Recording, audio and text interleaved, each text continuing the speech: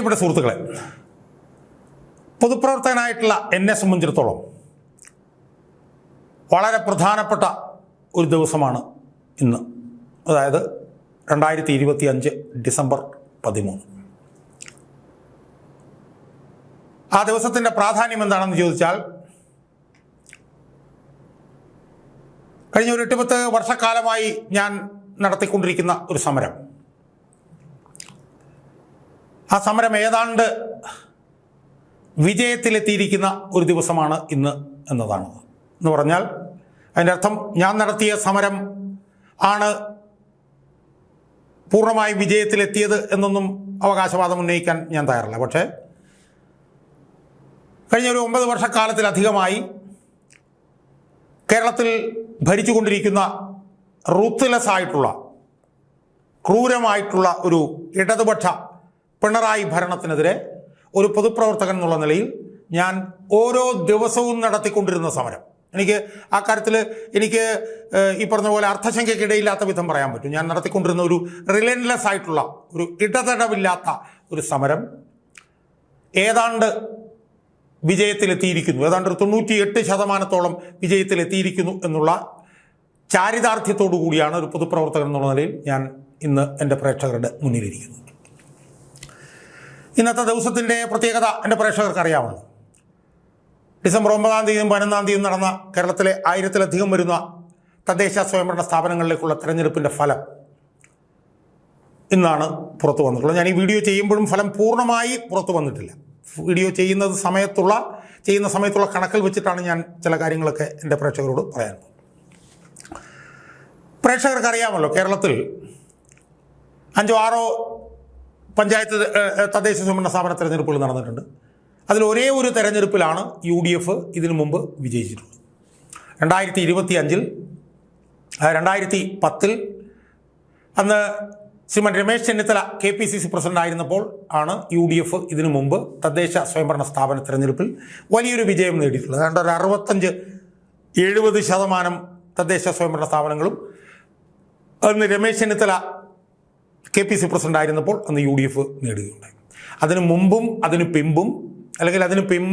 അതിനു മുമ്പും ഒരിക്കലും പഞ്ചായത്ത് തെരഞ്ഞെടുപ്പിൽ UDF വിജയിച്ചിട്ടില്ല.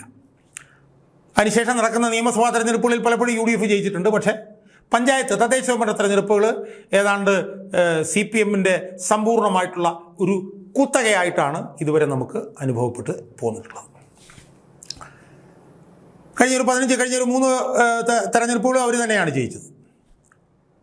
സ്വാഭാവികമായി ഈ തെരഞ്ഞെടുപ്പിലും അവർക്ക് തന്നെ. അപ്പം 2020-ൽ നടന്ന തെരഞ്ഞെടുപ്പിൽ ഏതാണ്ടൊരു 30-35% തദ്ദേശ സ്വയംഭരണ സ്ഥാപനങ്ങളിലാണ് UDF ഉണ്ടായിരുന്നത്. ബാക്കി 60-65% സ്ഥലത്തും അവരായിരുന്നു. അവർക്ക് എല്ലായിടത്തും, ഇതൊന്ന് മുനിസിപ്പാലിറ്റികൾ ഒഴിച്ച് ബാക്കി എല്ലായിടത്തും സമഗ്രമായിട്ടുള്ള അധികാരമാണ് അവർക്ക്, മുൻതൂക്കമാണ്. ഇപ്പോൾ കോർപ്പറേഷൻ ആയാലും, ജില്ലാ പഞ്ചായത്തായാലും, ബ്ലോക്ക് പഞ്ചായത്തായാലും, ഗ്രാമപഞ്ചായത്തായാലും ഒക്കെ തന്നെ ഇടതുപക്ഷത്തിന് സമ്പൂർണ്ണവും സമഗ്രവുമായിട്ടുള്ള ഒരു ആധിപത്യമുണ്ടായി.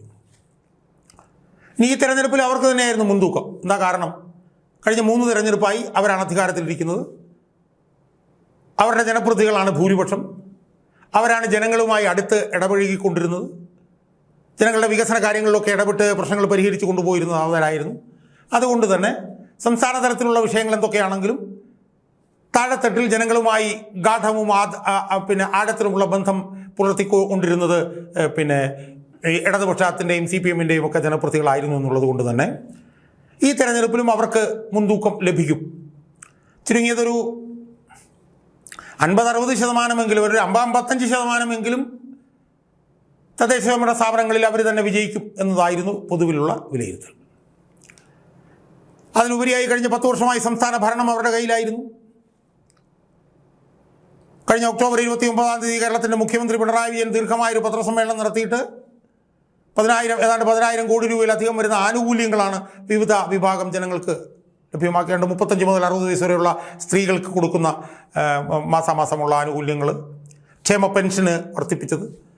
അപ്പോൾ അതിൻ്റെയൊക്കെ പശ്ചാത്തലത്തിൽ ഈ വിഷയങ്ങളെല്ലാം കൂടി പരിശോധിക്കുമ്പോൾ ഒരു 50-55% തദ്ദേശ സ്വയംഭരണ സ്ഥാപനങ്ങളെങ്കിലും, കാരണം അത് നേരത്തെ ഒരു 65-70% വരെ ഉണ്ടായിരുന്നല്ലോ 2020.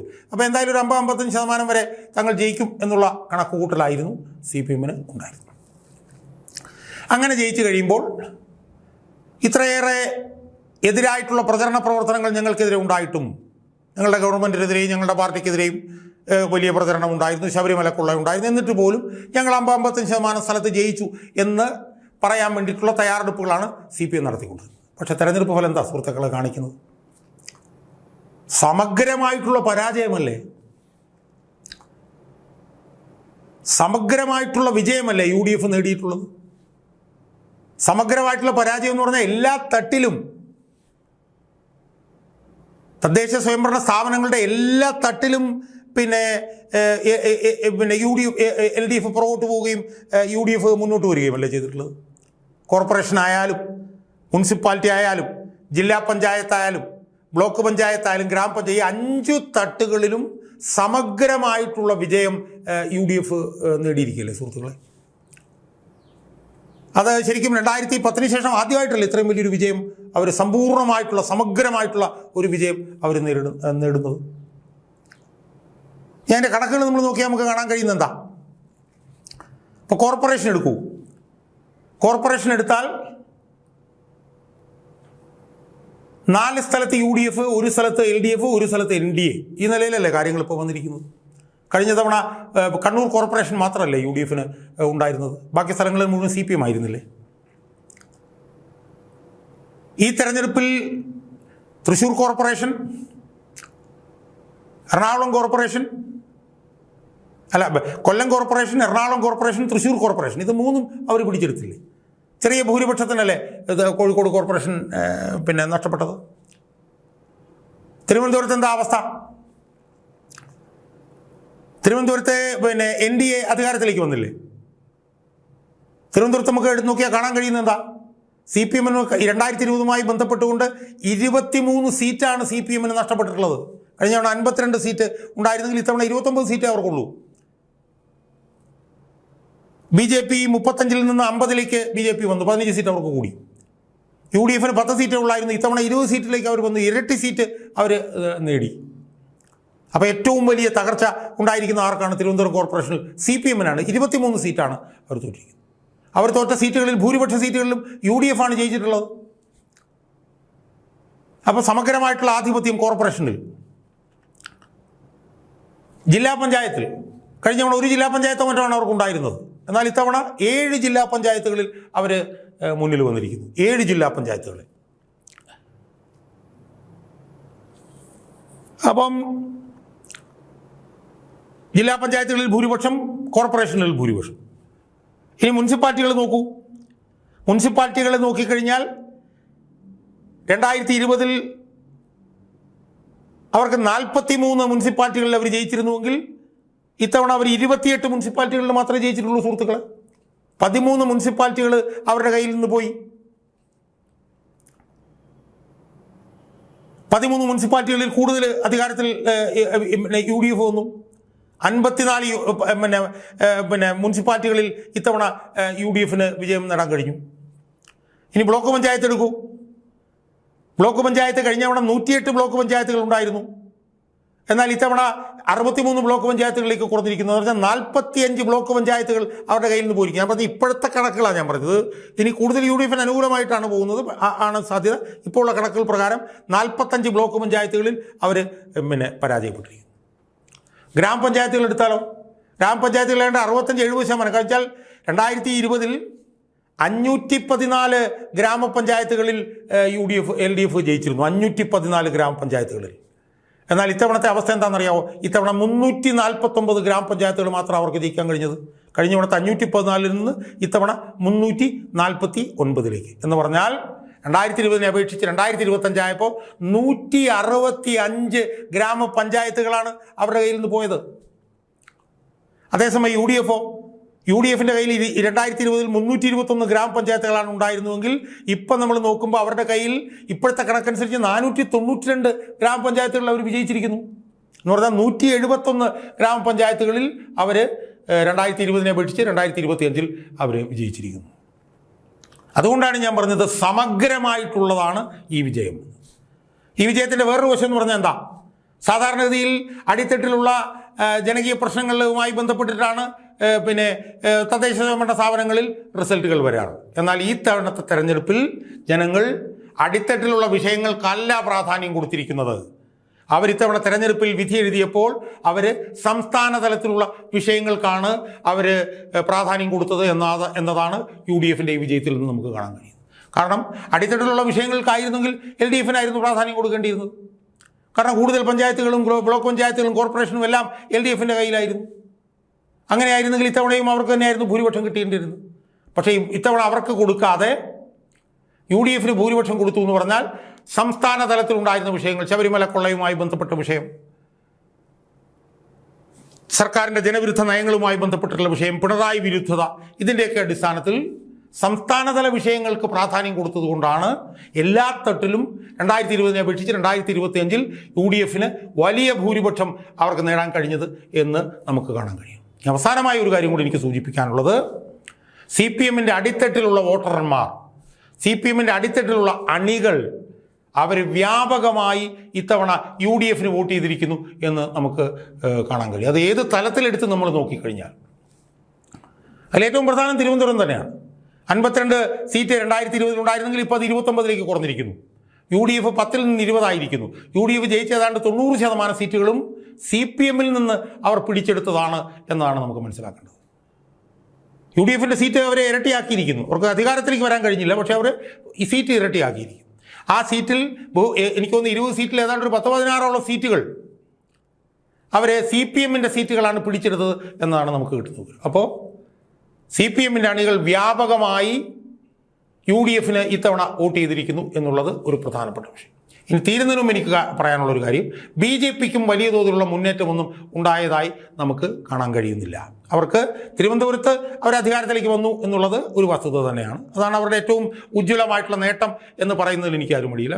ബാക്കി പക്ഷേ ഞാൻ നോക്കുമ്പോഴത്തേക്കും 2020 അപേക്ഷിച്ച് 7 പഞ്ചായത്തുകളിലാണ് അവർക്ക് അധികമായി ജയിക്കാൻ കഴിഞ്ഞത്. 2020 19 ഗ്രാമപഞ്ചായത്തിൽ അവർ ജയിച്ചെങ്കിൽ ഇത്തവണ അവർ 26 ഗ്രാമപഞ്ചായത്തിൽ ജയിച്ചു. ഇത്രയേ ഉള്ളൂ. ഇത്രയേ അവർക്ക് സംഭവിച്ചുള്ളൂ. 7 മാത്രമാണ് അവർക്ക് ജയിക്കാൻ കഴിഞ്ഞത്. മുനിസിപ്പാലിറ്റിയിൽ 2 കൂടുതൽ ജയിക്കാൻ കഴിഞ്ഞു. അപ്പം BJPക്കും വലിയ തോതിൽ മുന്നേറ്റം ഉണ്ടാക്കാൻ കഴിഞ്ഞില്ല. തൃശ്ശൂർ കോർപ്പറേഷനൊക്കെ അവർ പിടിച്ചെടുക്കുമെന്ന് പറഞ്ഞാൽ അവിടെയൊക്കെ അവർ തോറ്റു തുന്നം പാടി. അപ്പോൾ 2025 തെരഞ്ഞെടുപ്പ് പുറത്തേക്ക് നൽകുന്ന ഫലം എന്ന് പറയുന്നത് UDFിൻ്റെ സമഗ്രമായിട്ടുള്ള മുന്നേറ്റമാണ് എന്നതാണ്. ആ മുന്നേറ്റത്തിൽ UDFിൻ്റെയും കോൺഗ്രസിൻ്റെയും നേതാക്കന്മാർ എന്താണ് പങ്കുവഹിച്ചെന്നുള്ളത് സംബന്ധിച്ച് ഞാൻ ഈ വീഡിയോയിൽ പറയുന്നില്ല. അത് ഞാൻ വേറൊരു വീഡിയോയിലായിരിക്കും പറയുക എന്നുള്ളത് കൊണ്ട് ഞാനതിവിടെ പറയുന്നില്ല. എന്തായാലും ഇത് 2026 മെയ് മാസത്തിൽ നടക്കാൻ പോകുന്ന തെരഞ്ഞെടുപ്പിലേക്കുള്ളൊരു ചൂണ്ടുപലകയായി നമുക്ക് കാണാൻ കഴിയും. പിണറായി ഭരണം ഏതാണ്ട് 98% അവസാനിച്ചു എന്ന് നമുക്ക് ഉറപ്പിക്കാം. അതുകൊണ്ട് ശ്രീമാൻ പിണറായി വിജയന് ഇനി പിണറായിയിലേക്ക് തിരിച്ചു പോകാം അതിനുള്ള സമയം ഏതാണ്ടായിരിക്കുന്നു. ഇപ്പോഴല്ലെങ്കിൽ 2 മാസം കഴിയും. ഉളുപ്പും ലജ്ജയും ഉണ്ടായിരുന്നുവെങ്കിൽ ഇപ്പോൾ തന്നെ രാജിവെച്ച് പോയേനെ. കാരണം 2024 തെരഞ്ഞെടുപ്പിൽ ജനങ്ങൾ മുഖമടച്ച് അടി കൊടുത്തതാണ്. ഒരു സീറ്റ് മാത്രമാണ് കൊടുത്തത്. എന്നിട്ട് ഉളുപ്പില്ലാതെ ലജ്ജയില്ലാതെയും പോയില്ല. അതിനിടയിൽ നടന്ന ഉപതെരഞ്ഞെടുപ്പുകളിൽ ഒരിടത്തൊഴിച്ച് ബാക്കി എല്ലായിടത്തും തോറ്റതാണ്. അപ്പോഴും ഉളുപ്പും ലജ്ജയും ഇല്ലാത്തത് കൊണ്ട് പോയില്ല. ഇപ്പം സമഗ്രമായി ജനങ്ങൾ കരണം അടിച്ച് പുകച്ചിട്ടും മസ്തകം അടിച്ച് പൊളിച്ചിട്ടും ഒന്നും സംഭവിക്കില്ല. കാരണം ഉളുപ്പും ലജ്ജയും ഇല്ലാത്തതുകൊണ്ട് അയാൾ പോവില്ല. പക്ഷേ ഒരല്പമെങ്കിലും ഉളുപ്പും ലജ്ജയും വിജയൻ ഉണ്ടായിരുന്നുവെങ്കിൽ വിജയൻ പിണറായിയിലേക്ക് പോകുമായിരുന്നു. വിജയൻ പിണറായിയിലേക്ക് കിടക്കയുമൊക്കെ എടുത്ത് കൂടും കുടുക്കുകയും എടുത്ത് പിണറായിയിലേക്ക് പോകണം എന്നാണ് ജനങ്ങൾ കൊടുത്തിരിക്കുന്ന സന്ദേശം. പക്ഷേ പിണറായി വിജയന് ലജ്ജയും ഉളുപ്പില്ലാത്തതുകൊണ്ട് പോവില്ല. 2 മാസം കൂടെ കടിച്ചു തൂങ്ങിക്കിടക്കും. അത് കഴിയുമ്പോൾ ജനങ്ങൾ പറഞ്ഞു വിട്ടുകൊള്ളും. യഥാർത്ഥത്തിൽ ഉളുപ്പും ലജ്ജയും അല്പമെങ്കിലും പിണറായി വിജയൻ ഉണ്ടായിരുന്നെങ്കിൽ പിണറായി വിജയൻ പിണറായിയിലേക്ക് പോയി തായ്ക്കണ്ടിയിൽ തറവാട്ടിൽ മക്കളുടെ മക്കളെയൊക്കെ കളിപ്പിച്ച് അവിടെ ഇരിക്കുകയായിരുന്നു ചെയ്യേണ്ടിയിരുന്നത്. 10 വർഷത്തെ ഭരണത്തിൻ്റെ ഒരു ക്ഷീണം ഇനി കുറച്ചുനാൾ രോഗബാധിതനും കൂടി ആയതുകൊണ്ട് ഈ രോഗചികിത്സയുമൊക്കെ ആയി വീട്ടിൽ ചെന്ന് വിശ്രമിക്കുകയായിരുന്നു ചെയ്യേണ്ടിയിരുന്നത്. പക്ഷേ അയാളത് ചെയ്യില്ല എന്ന് നമുക്കറിയാമെങ്കിലും ജനങ്ങൾ കൊടുത്തിരിക്കുന്ന സന്ദേശം എന്ന് പറയുന്നത് വിജയൻ പിണറായിയിലേക്ക് പോകൂ, വിജയൻ തായ്ക്കണ്ടിയിലേക്ക് പോകൂ എന്നുള്ള സമഗ്രമായിട്ടുള്ള ഒരു സന്ദേശമാണ് ജനങ്ങൾ ഈ തെരഞ്ഞെടുപ്പിലൂടെ വിജയന് കൊടുത്തിരിക്കുന്നത് എന്ന് കാണാൻ നമുക്ക് കഴിയണം.